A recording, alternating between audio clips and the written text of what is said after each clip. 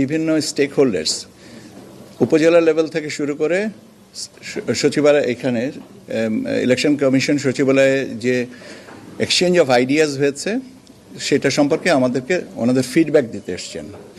এবং ওনার শেষ কথাটায় শুনেছেন যে সব লেভেলেই একটাই কথা, যে ওনারা কমিটমেন্ট আছে for free fair and credible election. এবং এটাই ওনারা খুব সুন্দরভাবে আমাদেরকে বলেছেন যে এখন বাকিটুকু সময়ের ব্যাপার, যেন এই জিনিসটা হয়।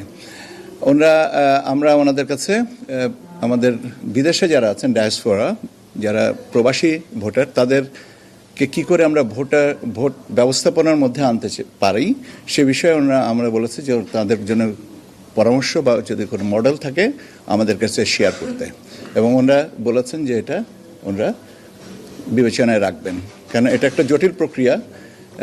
বাংলাদেশে যখন দিন, তখন বিশ্বের অন্য আরেকটা অংশে রাত।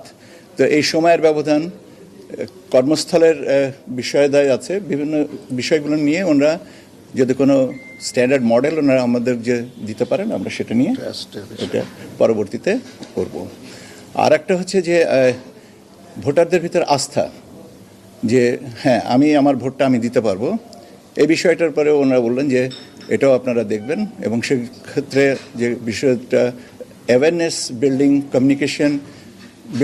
কমিউনিকেশন সিস্টেমসগুলোকে আরও স্ট্রেংথেন করার জন্য ওনারা আমাদেরকে সহযোগিতা করবেন, যাতে আমরা একটা free fair and credible election করতে পারি। আমার মনে হয় যে এটুকুই।